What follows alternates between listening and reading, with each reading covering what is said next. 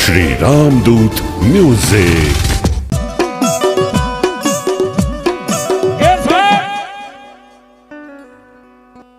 જેને હિન્દુ માને મુસલમાન માને સાહેબ,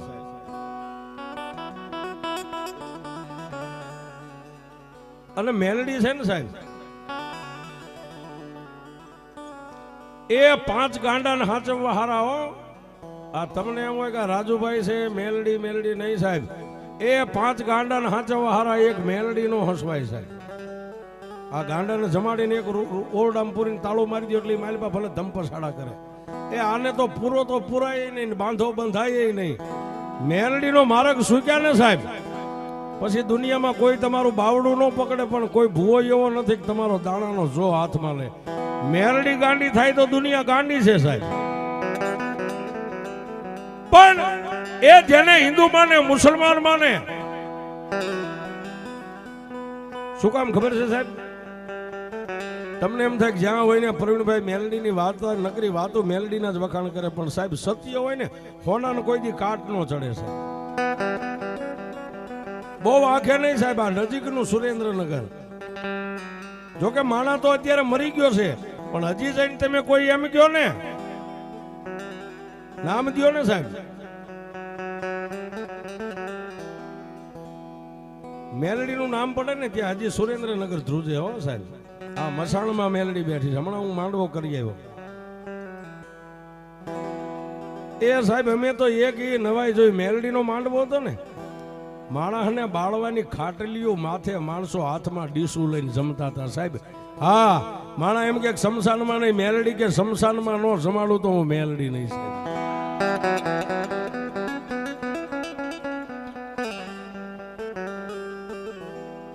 સાહેબ એ સુરેન્દ્રનગરની માલપા સલીમ થઈ ગયો. આજની તારીખમાં કોઈ એમ કહો સલીમ એટલે એમ કે કોઈ મેલડી વાળો જાય તે મોમેડિયન સાહેબ. એને બિઝનેસ સાહેબ આવા જૂના કપડા વેચવાનો હતો, પેન્ટ શર્ટ. ક્યાંય મેળો ભરાતો હોય ત્યાં જૂના કપડા લઈને વેચવા જાય. ક્યાંય ગુજરી બજાર ભરાતી હોય મંગળવારી રવિવારી, એ પોટકું લઈને સાહેબ સલીમ જૂના કપડા વેચવા જાય. પણ વાત ઈ કરવી છે સાહેબ, જેને બે દીકરા ને એક દીકરી હતી સાહેબ.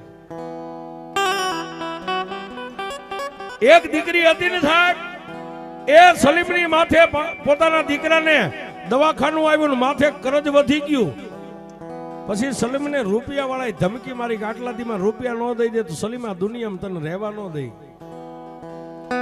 છેલ્લે સાહેબ મોમેડિયન નો દીકરો ક્યાંય ન ગયો. એ મેઘલી અંધારી રાતે માણાનું સબ બળતું હતું, અને એક બાજુ મસાણી મેલડી મારી જગદંબા શમશાનમાં બેઠી હતી ને, ત્યાં જઈને માથે ઓલા જૂના કપડાનો બસકો હતો ને પડતો મેકી અને માં મેલડીની પાસે દંડવટ પ્રણામ કર્યો. સાહેબ જાતે મુસલમાન હતો, એને કેમ હિન્દુ પગે લાગે આવડતું નતું, પણ એક બાજુ આમ બસકો પડ્યો અને એક બાજુ મેલડીના પગમાં સલીમ પડ્યો ને એટલું કીધું કે એ માં, એ દુનિયામાં મને મોમેડિયન ના દીકરાને એટલું ખબર છે કે તારા પગ ઝાલીને કોઈ તને માં કે ને એને તું મરવા નથી દેતી મેલડી, આટલી મને ખબર છે, બાકી ખબર નથી. મારા બે દીકરા છે અને રૂપિયા ક્યાંય હું વલી મટકામાં હારી નથી ગયો. મારા દીકરાના દવાખાનામાં ખર્ચ મારી માથે કરજ વધી ગયું અને હવે રૂપિયાના લેણિયા મને જીવવા દે એમ નથી. મેલડી એ કોઈ અલ્લાહના દરબારની માલપા નથી ગયો. તું ભલે હિન્દુની માં છો, પણ માં છો ને, હું તને માં માનું છું.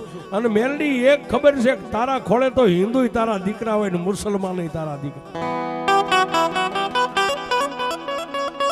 એ મેલડી મારી એ દુનિયામાં કામ અને સલીમનું બાવડું પકડી લઈને કામ અને મરી જવા દે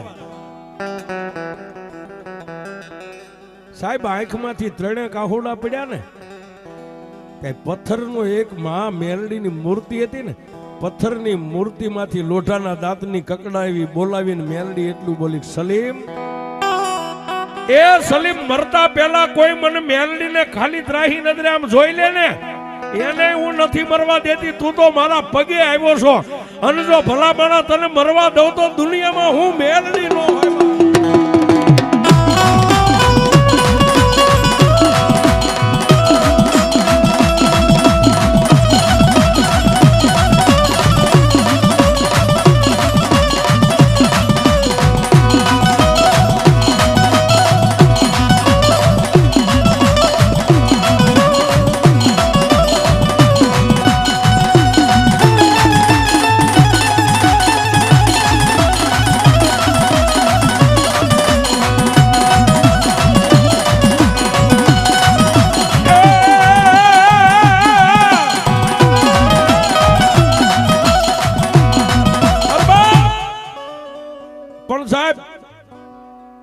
એ માતા મેલડીનો ગેબી અવાજ બંધ થયો એટલે સલીમે એટલું કીધું, માં મારી હવે મારે તારો આશરો, તારી સિવાય ક્યાંય નહીં જાવ. એ ક્યાંક મારા છોકરાને વાપરવાના સાનામાના 5-25 રૂપિયા આપી દઈશ, મારી હવે તો દિયે તારી પાસે ઉગશે ને રાતે મેલડી તારી પાસે પડશે. પણ મારી એ આ શમશાનની માલપા બીજું કોઈ નથી, એક તું છો ને એક હું છું બાપ. પણ મેલડી એક તને વાત કહું, જેને મને મારવાની ધમકી આપીને એને ખબર પડશે કે સલીમ શમશાનમાં રાત રહેશે ને અહીંયા આવી જાય છે તો મને છોડાવશે કોણ બાપ? જોજો સાહેબ હવે મેલડી શું કરે. એ બા એ ઓલા રૂપિયાના લેણિયા શમશાનમાં આવી જાય છે, મારી મને શમશાનમાં કોણ મેકાવશે? ત્યારે મારી મેલડી એટલું બોલી, સલીમ સલીમ તારા રૂપિયાના લેણિયા તામ હાલ્યા આવતા હોય ને, આ મારા તાવાના જે જૂની માનતાના તાવા પડ્યા ને, જૂના તાવા, એક તાવો લઈને તારા માથે આમ ખાલી ઊંધો તાવો ઢાંકી દે અને સલીમ તને એકને નહીં પણ આખા સુરેન્દ્રનગરની રૈયત આવે અને મારા તાવા હેઠે તને દેખાવા દઉં તો તું તારી મેં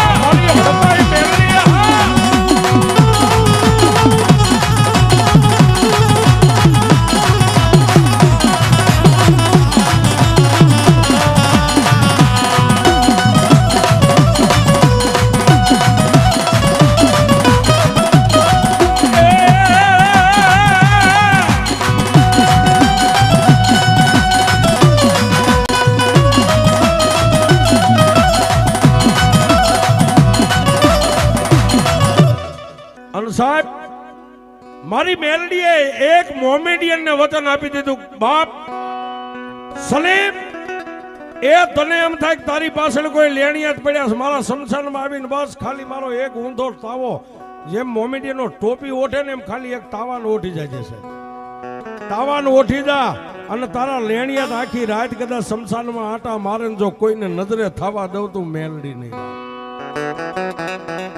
એ સાહેબ વાત બહુ મોટી છે પણ આપણી પાસે સમય નથી, ભૂવા ધોણે છે, વાત બહુ મોટી છે પણ વાત ઈ કરું સાહેબ, એ જેની એકની એક દીકરી હતી, 2 દીકરા હતા સાહેબ. દીકરીની હગાઈ થઈ ગઈ હતી અને જ્યારે એના લગ્ન લેવાનો સમય આવ્યો ને અને એ સલીમને પેરેલિસ થઈ ગયો છે રાજુભાઈ, પેરેલિસ થઈ ગયો, અડધું અંગ ખોટું પડી ગયું. એ ટીબી હોસ્પિટલ અત્યારે સુરેન્દ્રનગરનું સિયુસા બધી હોસ્પિટલમાં લઈ ગયા પણ ડોક્ટરે એવું કીધું કે ભાઈ હવે આમાં ખોટા રૂપિયાનો ખર્ચો, આ સારું થાય એમ નથી, સ્નાયુ બધી હુકાઈ ગઈ છે, બંધ થઈ ગઈ છે.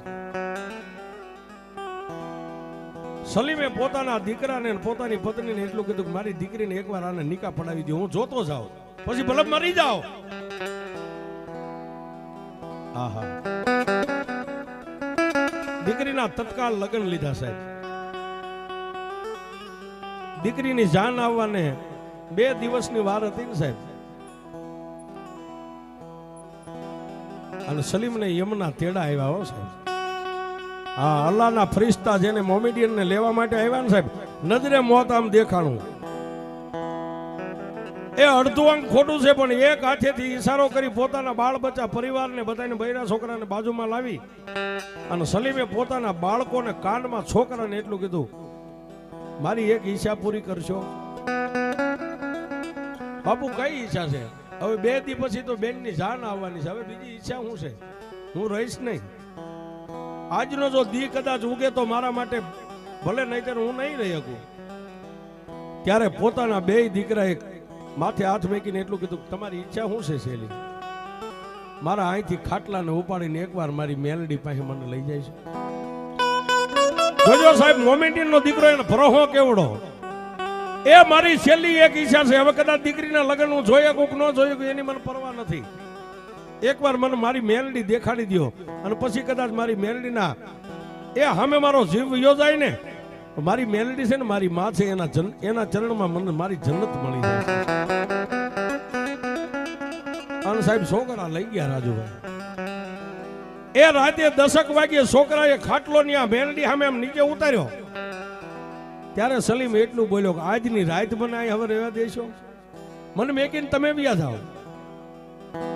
એ સાહેબ પોતાના બાપની ઈચ્છા પૂરી કરવા માટે બે દીકરા, બાપનું અડધું અંગ ખોટું છે છતાં મેલડીના ભરોહે મેકીને બે છોકરા શમશાનમાંથી નીકળી ગયા.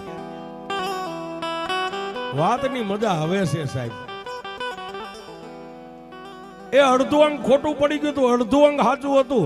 એ અડધા અંગે આમ તડફડિયા નાખતો ખાટલા ઉપરથી હેઠે પડ્યો. ધરતી ઉપર નાગ જેમ ઢહીડાય એમ ઢહીડાતો મેલડીના પાસે જઈ અને જે હાજો હાથ હતો ને સાહેબ, એક હાથ તો ખોટો હતો, હાજો હાથ લાંબો કરીને માં મેલડીના ચરણને અડાડીને માથે રજ ચડાવ્યો. એ મેલડી, મારી મેં તારી પાસે ધન દોલત કાંઈ નથી માંગ્યું. અત્યાર સુધી તે મારી ઇજ્જત ને આબરૂ ને રાખીને મારા સામડાની કદાચ મોજડી બનાવીને મારા બાળકો તને પહેરાવે ને તો તારું ઋણ હું મેલડી ચૂકવી નહીં આપું. પણ મેલડી, હવે મને તારા ચરણમાં આવ્યો છું, તારા ચરણમાં હમાવી તો લે. મારી આજ હું સલીમ કદાચ તારા ચરણમાં મરી જાઉં તો તારા ચરણમાં મને જન્નત મળશે, બાકી મને તો દફનાવી દેશે, મને જન્નત નહીં મળે. એ સાહેબ કોઈ નતું. રાતના 12-1 ના સમયે એક સલીમ ને એક મારી મેલડી, આંખમાંથી 3 આહુડા પડ્યા, અડધું અંગ ખોટું છે સાહેબ. એક હાથે માં મેલડીને આમ થાપલીઓ મારે કે એ માં જાગ, એ જાગ, તને તારો સલીમ જગાડે માં. અન સાહેબ મારી મેલડી જાગી. હો સાહેબ, રાતના હવા વાગ્યાનો સમય છે. 1:15 મેલડી બોલી, સલીમ તે કોઈ દી માગ્યું નથી તો મેં મેલડીએ તને દીધું નથી ને? કે ના સલીમ, આજ મને મેલડીને તારી માથે વેળ આવી છે, એકવાર માગી લે.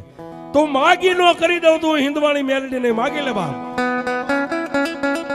મારી પણ મને અલ્લાહના ફરિશ્તા મને મારું મોત સામે દેખાય છે. સલીમ, મારી મેલડીનો હુકમ ન થાય ને ત્યાં સુધી તારા ખોળિયામાંથી પ્રાણ નો નીકળે એ મેલડી છું. એ સલીમ, અમારું સમસાન રહ્યું ને, સમસાનની માલિપાઈ એમના દૂધથી નો ફરકી શકાય. ઈ મેલડી છો, પણ એકવાર માગી લે, તક છે, સમય છે. મારી નજમા દીકરીને નિકાહ પડવા માટે જાન આવવાની છે. તું કહેશ એટલે માગું છું, બાકી હું તો મોતને વાલું કરવા આવ્યો છું. મારી અલ્લાહના ફરિશ્તા મને લેવા માટે વલખા મારી રહ્યા છે. ક્યારે મારો જીવ વહી જાય મને ખબર નથી. મારી માગવાનું કહેશ ને, તું માં છો, હું દીકરો છું, તારી પાસે માગતા હક છે મારો, અને તું માં છો, તારો દેવાનો હક છે. મારી નજમાની જાન આવે ને નિકાહ પડીને મારી દીકરી મારા ઘરના આંગણેથી નીકળી જાય ને ત્યાં સુધી મારા મોતને ઊભું રાખીશ. જોજો બાપ, એક બાપ છે સાહેબ, બાપ અને દીકરીનો પ્રેમ કહેવાય, એને સામે મોત ઊભું હતું સાહેબ. 2 દી પછી મારી દીકરીની જાન આવે, મારી દીકરી એક નિકાહ પડે અને મારી દીકરી મારા ઘરના આંગણેથી આમ વિદાય થઈ જાય ત્યાં સુધી મારા મોતને મેલડી ઊભું રાખી શકીશ. હા. એ સાહેબ મારી મેલડી બોલી, સલીમ એ આજ હું મેલડી બોલું છું, લખવું હોય તો લખી લે. તારો એક હાથ ખોટો પડી ગયો છે ને? કે હા.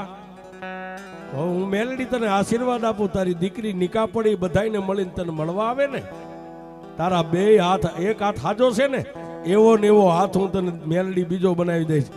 એ સલીમ, 2 હાથ આમ માથે મેકીને તારી દીકરીને આશીર્વાદ ન અપાવું તો મેલડી સલીમ, તારી દીકરીના નિકાહ પડે ને જાનની વિદાય થઈ જાય ત્યાં સુધી તારું જીવન માંગે છે ને? કે હા.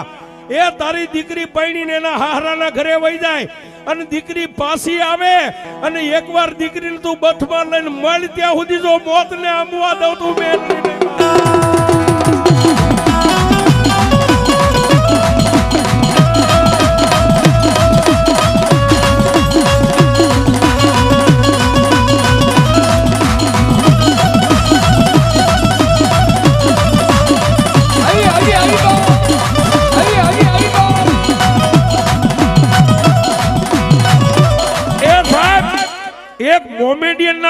જો મેલડી આટલા આશીર્વાદ આપે કે તારી એક અબળા દીકરી છે ને ઈ પૈણીને પાછી આવે ને એને બથમાં લઈને નો મળી ત્યાં સુધી મરવા નો દઉં એ અહીંયા મારી મેલડીના જેટલા વિશ્વાસુ બેઠા હોય જેના કુળમાં મેલડી પૂજાતી હોય જેના વડવાએ મેલડીના અમર પિયાલા પીધા હોય એ તમારા વડવાનું ભજન પડ્યું હોય અને તમારી ભક્તિ જો મેલડી સુધી આમી ગઈ હોય અને અત્યારે એક હાંકલો નો આવે તો તમારા કુળમાં મેલ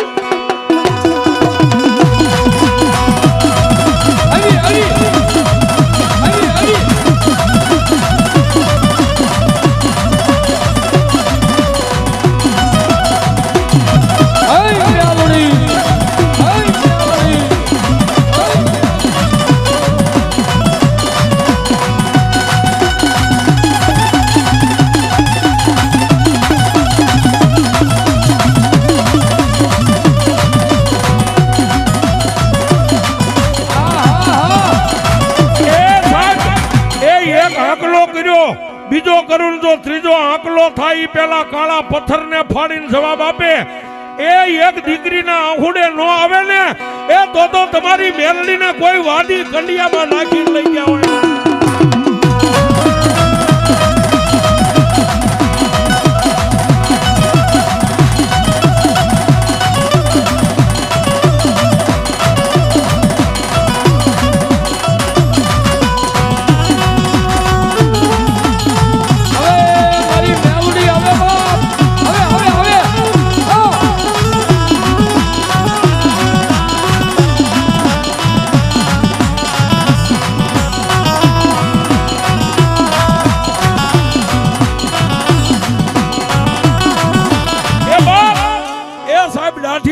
ધણી યાદ કરે ને મેલડી આવી નવાઈ નથી પણ સાહેબ આ બાજુ જ્યાં બેનું બેઠી ને એ આવી માવડિયું પણ ઘણી એના પીરની મેલડીના ભરોસે જીવતી હોય સાહેબ હા કદાચ કોઈનું ઘર દુબળું હોય ધણી દુબળો હોય પણ દીકરીઓ એવી રીતે ઘર બાંધીને બેઠ્યું કે મેં દુબળા થઈ એ મારા બાપનું ભજન મારી મેલડી દુબળી નથી એ આવી દીકરીઓના પોકારે જો ન આવે તો તેના કુળમાં